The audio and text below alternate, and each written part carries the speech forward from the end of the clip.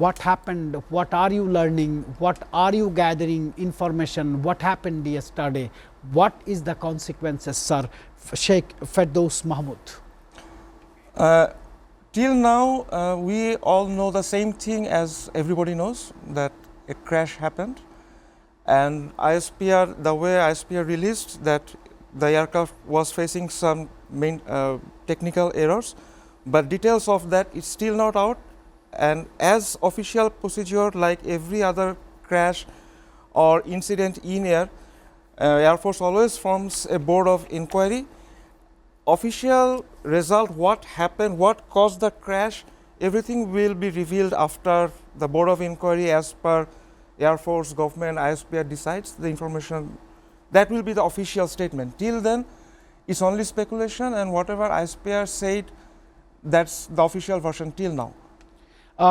News says the pilot, Flight Lieutenant Tawqir Islam, attempted to steer the aircraft away from densely populated zones, but tragically crash landed on the Milestone School and College campus at Uttara, and huge casualty took place. As a professional pilot, my question is to you, why this kind of training flight is in capital? Your question has two aspects. One is training, two is capital. Now, I will go one by one. Training. Please understand that the purpose of Air Force or purpose of military, any military in the world or any Air Force in the world, is to train for war. And till we are at war, every single thing Air Force does, every single aircraft going up in the air is training for war. So we have two things. One, war. Two, till war happens, we train for war. So every single mission is a training mission. Nothing is a war mission, because we are not going for war yet. And we prepare for the war. And that training has different levels, considering the war scenarios and everything. At Tawqir's seniority, he had flown many aircrafts, and he would have become operational pilot in F7. Till then, another stage or milestone was to become a solo pilot. And later on, he would have been like other pilots. He would have been trained in other combat scenarios, and so that if any day comes, God forbids, if any day comes, we are at war, all that training carried forward can be utilized in real war scenario. Till then, whatever we do it from Dhaka, we do it from Chittagong, even we do it from Jessore, we can do it from anywhere. Every single mission is a training mission. So there is nothing called why training. Because if it is here, it will be training till we are at war. The second part of your question is why capital. Now, Bangladesh government, or say the whole body, institution of Bangladesh, we have a constitution, and we have a few constitutional things like our foreign policy says friendship to all, malice to none. And by nature, we are a defensive country. We never think that we will go offensive against any other country. So when we want to defend, every single force, like the Army, Navy, and Air Force, they have specific roles and specific strategic targets. The first target is, if we want to defend, we have KPIs which we need to protect at any cost. And of course, Dhaka itself is a huge KPI, because the whole country's economic, political, the social ecosystem, everything is centered around the capital. So protecting Dhaka is one of the aims of the three forces, not three forces, mostly Army and Air Force. And Army has their own procedure to do that, Air Force has their own procedure. By strategy, you need an operational air base in Dhaka. You need to protect Dhaka, and at the same time, because of the strategic location being centered in the country, from any border, if any threat comes, from Dhaka, we can intercept them within a few minutes from anywhere, north part or northeast or west part or southwest, wherever it comes from. So Dhaka has this strategic advantage that we can intercept anybody along the whole border, any target within the whole border with almost equal amount of time. That's why. So you said there is a logical and practical reasons to fly on the capital. No, not on the capital, the air base, purpose of the air base. And then I know probably you'll say the why two air bases. The reason of having two air bases is like, say for an operational scenario, if you have two air bases, then for the enemy, two air bases is confusing, of course, and eliminating two air bases, they need more air assets, which will be easier to intercept. So strategically, two air bases when needed.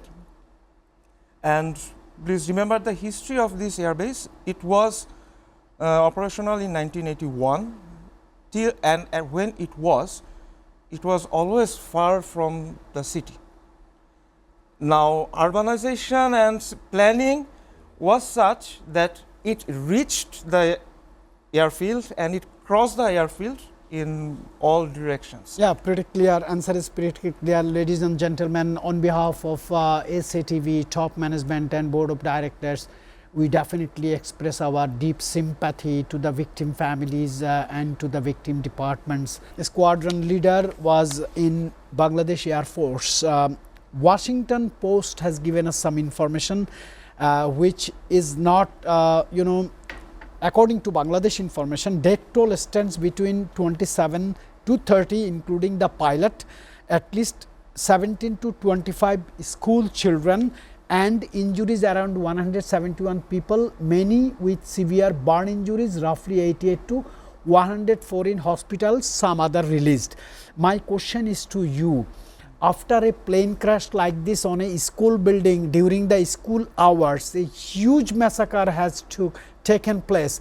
What should be the first responders' actions, and have you observed that happen properly? When any crash happens, the first thing is Air Force would be the first one to know, of course. And no, not Air Force, in fact, I'm sorry, the school, the people around that crash site are the first ones to know that a crash happened. And so far I know that fire vehicles, the fire department, they reach the site within 4 to 5 minutes. The problem was in any crash still is and it always be the fireball. When the aircraft is on fire, at that time it's very hard to reach for anybody. So, and when the fire happens, many people they inhale the smoke. But for the fire rescue people to reach the site, contain the fire and reach the people, they also need time. But so far I know I was not at the crash site right at the moment when the crash happened. So I only know from the statement of Fire and Civil Service Department from there that they reached there within 4 minutes. So I'm later on whatever happened, army were there, police were there, then BGB were deployed, and of course Air Force people were there, and there were many volunteers who were trying to help and clear the road for the ambulance to come. It was, I think, a good team effort from everybody who were at the site at that time. But the fire itself is something that when the fire happens, people cannot go there. I saw some statements from some bypassers who were saying that we were seeing bodies, but there was fire and we could not even reach the bodies. And it's pretty common. It can happen. And when the fire department went there, so many people scared, many people were running, they were afraid. And so far I know that many students, they just fled and hid in the classrooms. But the smoke was there. So when you inhale the smoke, there is also another type of casualty. And this all happens pretty fast. So I think the response was pretty good. Investigatory committee has been assembled by the Bangladesh Air Force itself along with ISPR to determine the mechanical or systematic causes of the crash. According to expert opinion, you yourself are a pilot.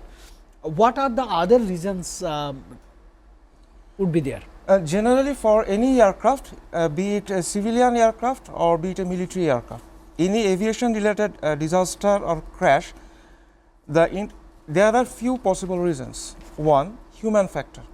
Human factor, be it pilot or be any maintenance issue that relates the maintenance people, that is human error. Number two, technical anomalies or technical issues that might have caused the crash which are beyond human control. Technical issues which are beyond human control. And number three being the environmental factor, that there was no technical error, fault, there was no human error. Environment like bird heat or say thunder strike. There can be so many other environmental causes that might cause the crash.